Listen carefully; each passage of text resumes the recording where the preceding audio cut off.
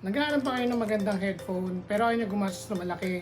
Naghahanap kayo ng mura, magandang features, magandang tunog. Pwede nyo gamitin sa pang-gaming, pang-music, pang-edit ng videos, pag manood kayo ng movies, all-around performer kumbaga.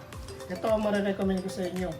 Sa halagang, I think it's below 1,500 pesos nung nabili ko to, ang ONEODIO A70 Fusion. Yun. Bubuksan natin, titignan natin kung ano yung laman, and to add to that, ginagamit ko siya for the past 2 weeks, and all I can say is for the price, okay na okay itong product na to. Tara, simulan na natin ng mini review about this headphone at kung ano ba yung nagpasulit sa kanya. Tara, samahan niyo ako. Let's go!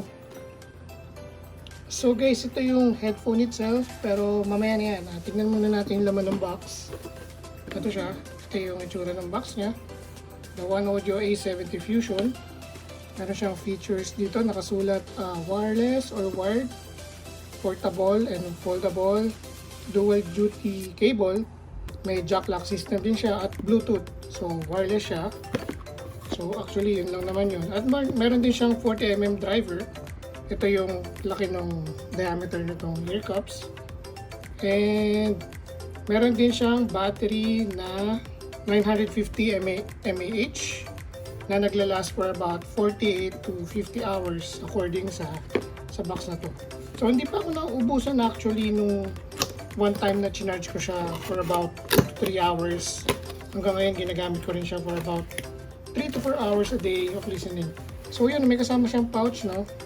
So pwede nyong dalhin kung lalabas kayo or magta-travel kayo. It's very convenient. At ito yung kasama niyang cable. May charging cable to at ito yung 6.5mm na headphone jack. Ito naman yung meron din siyang 3.5mm na headphone jack. So depende na sa inyo kung prefer nyo wired or wireless.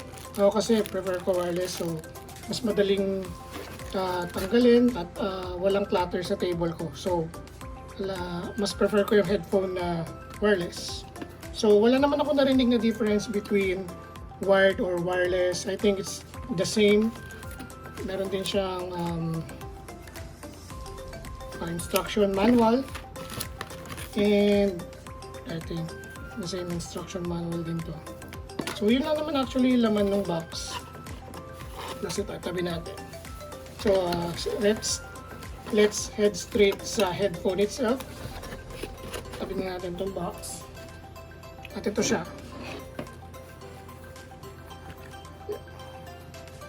Ayan, naro-rotate yung ear cups na side. Naro-rotate siya dito. May cushion siya dito na leather, which is very comfortable. Magaan lang siya actually, hindi siya mabigat. At meron siyang ONEODIO dito with thread stitching, which gives a premium look. Very soft padded siya. Soft padded din siya. Very comfortable sa ulo actually. At meron siyang adjustable na kung malaki ulo nyo, pwede nyo i-adjust dito. Kabilaan yan.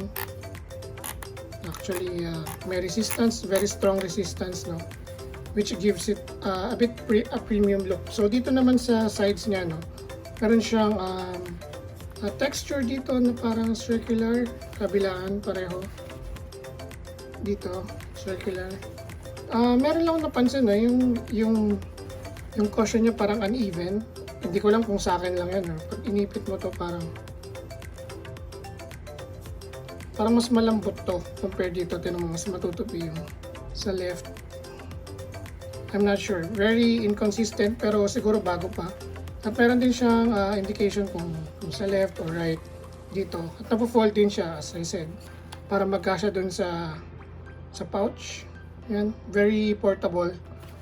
At yan, tara, gamitin na natin at lagay ko sa head ko para makita niyo yung itsura pag suot na siya. Tara, let's go! At may dagdag ko lang, ito yung dito nakapwesto sa left side yung micro USB charger port. At dito naman sa ilalim yung 6.5mm na audio jack. At sa right side naman is yung volume rockers at yung power button sa gitna. Very impressive yan kasi hold nyo lang to At for about 3 to 4 seconds, automatic connect. Mabilis lang siya mag-connect sa device. So ito naman yung jack locking system niya. And that's about it. So yan, ito yung itsura niya. Hindi siya yung pinaka magaan kong headphone na na-try, pero it's very comfortable naman, very soft yung sa tenga, at hindi siya yung parang naiipit yung ulo mo. Pero napansin ko siya pag gumagalaw ka or mabilis yung pag-ikot na, medyo naglo-loose siya. So hindi ko siya mare-recommend pag nag-gym kayo or tumatakbo kayo or anything na gumagalaw kayo or active kayo. Mas prefer ko to pag nakaupo lang kayo or kahit naglalakad pwede. Kung mabilis yung galaw nyo, may possibility na baka matanggal. Pero sa side naman ng comfort, it's very comfortable. Hindi lang siya ganun kagaan. May weight siya, which hindi naman siya ganun kabigat per se, pero very comfortable. So okay na ako doon.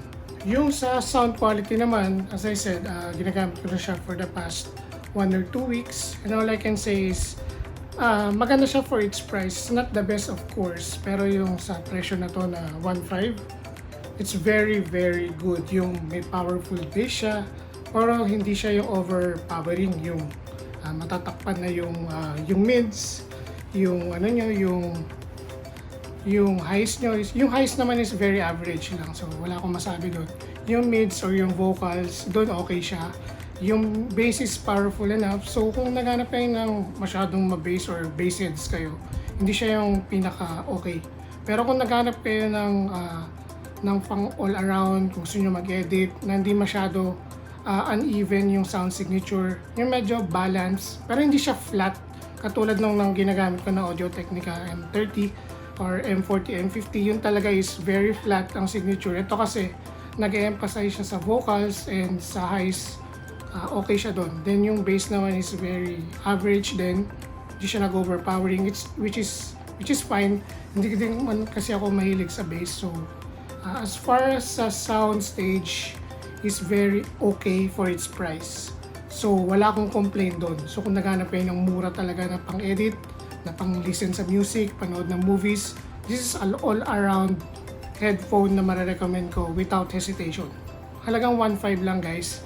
For its price, talagang kung gusto nyo mag-edit ng videos, okay na okay siya. Wala akong complaint sa kanya. So, yun.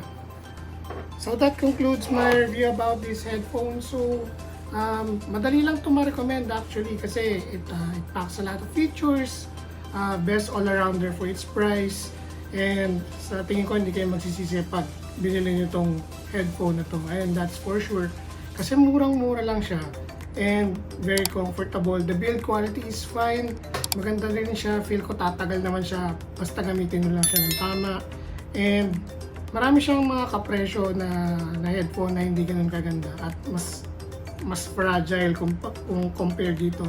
Pero this, once mahawakan niyo siya, it feels, syempre plastic siya, but it's well built and well thought of. Talagang it's a very well-rounded headphone. So if ever may questions kayo, feel free to comment down below. I'll be glad to answer all of your questions. And please subscribe to my channel. And don't forget to like this video. It really helps a lot. So if ever nga may questions kayo, feel free to comment down below. And that's about it guys. I'll see you on my next video.